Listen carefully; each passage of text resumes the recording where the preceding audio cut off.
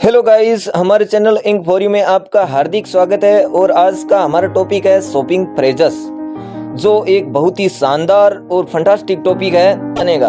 अगर आप सचमुच से इंग्लिश सीखना चाहते हैं, शॉपिंग इंग्लिश सीखना चाहते हैं, तो आपको इस वीडियो के अंत तक बना रहना पड़ेगा। Let's get started our lesson. All of the first I choose here the example of shopping phrases. Go shopping. Go shopping का मतलब होता है शॉपिंग करने जाना। चलिए अगला देखते हैं। Do the shopping. शॉपिंग करना। अरे राजू क्या कर रहे हो? अरे यार मैं तो शॉपिंग कर रहा हूं। किस चीज की शॉपिंग कर रहे हो? अरे मुझे यार एक पैंट शर्ट की जोड़ी खरीदनी है। अरे ये तो बहुत अच्छी बात है। तो उस जगह आप शॉपिंग करने की जगह आप इंग्लिश में क्या यूज करेंगे? डू द शॉपिंग का यूज करेंगे, है ना? बहुत शानदार। चलिए अगला देखते हैं। Window shopping. विंडो शॉपिंग का मतलब होता है अनेक दुकानों पर जाकर किसी चीज की ट्राई मोलाई करना। आम भाषा में हम ट्राई मोलाई कहेंगे।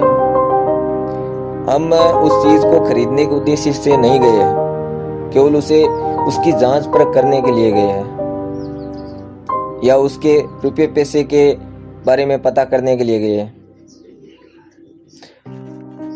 अरे रीना कहाँ जा रही हो?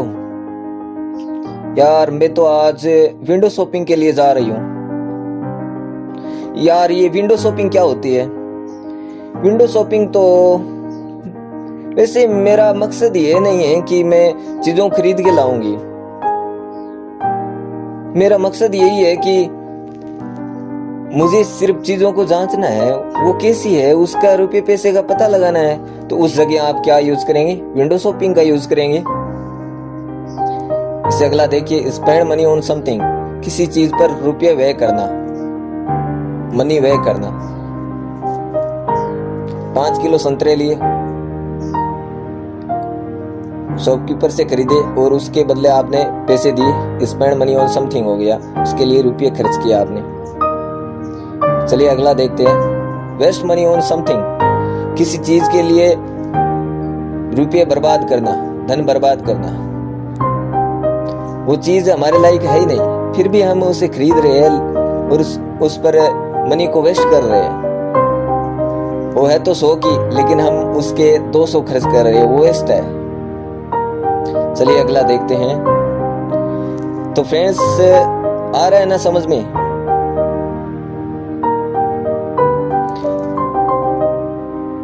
Splash out something.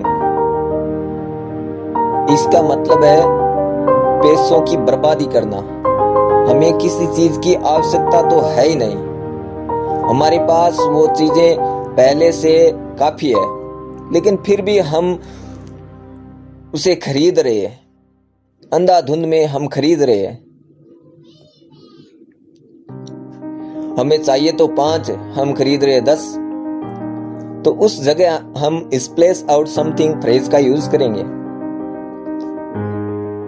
चलिए आगे बढ़ते हैं। On sale. बिक्री पर। हे रीना क्या कर रही हो? अरे मैं तो आज ऑन सेल के लिए जा रही हूँ, क्योंकि वहां आज कल 500 में चीजें बिक रही थी और आज वहां 250 में बिक रही है। अरे वाह रीना, क्या बात है, कितनी अच्छी बात कही। चलो मैं भी चलती हूँ। तो वो होता है ऑन सेल। चलिए अगला देखते हैं। For sale. इसका मतलब होता है बिकाऊ है। जैसे एक पुराना ट्रक है और उस पर एक स्ट्रीट में एक साइड खड़ा किया और उस पर पट्टी लगा दी है कि फॉर सेल। कई बार आप देखते होंगे ऐसे उदाहरण, फॉर सेल। उसका मतलब है बिकाऊ है, वो बेचनी होगी अब। चलिए आगे बढ़ते हैं फ्रेंड्स। अ वैलेट। इसका मतलब होता है पर्स, बटुआ, जिसमें आप कार्ड्स, रिसीट या मनी रखते हैं। अगला प्राइस टैग।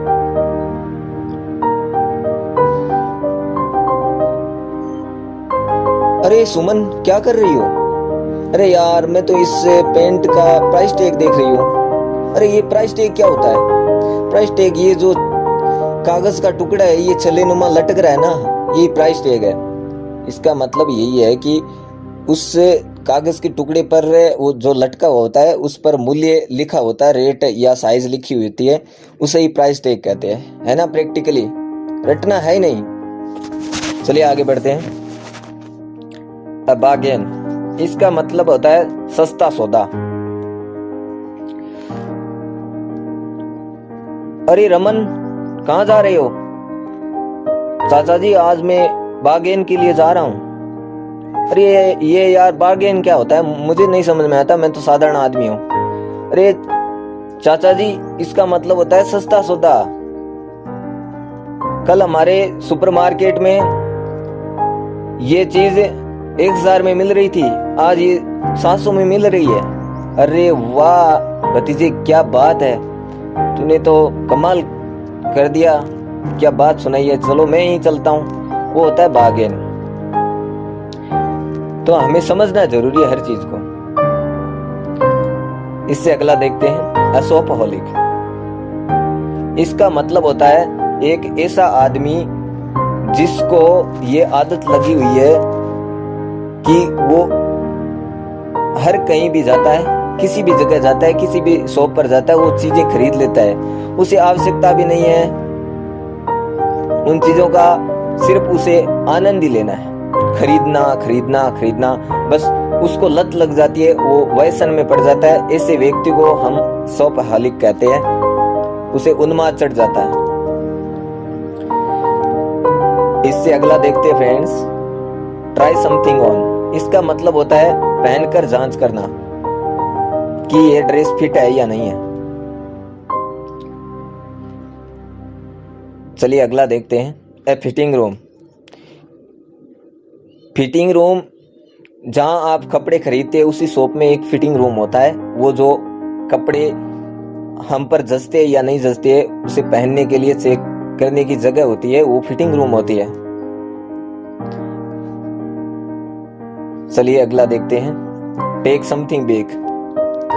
हमने अपने भाई के लिए एक जोड़ी ड्रेस खरीदी और वो उसे पसंद नहीं आई या फिट नहीं आई, तो हम वापस आते हैं दुकान पर और दुकानदार को कहते हैं कि भैया ये तो फिट नहीं आई, और उसे वापस कर देते हैं। तो उस जगह हम इस फ्रेज का यूज करते हैं, टेक समथिंग बैक, मतलब टेक द ड्रेस बैक।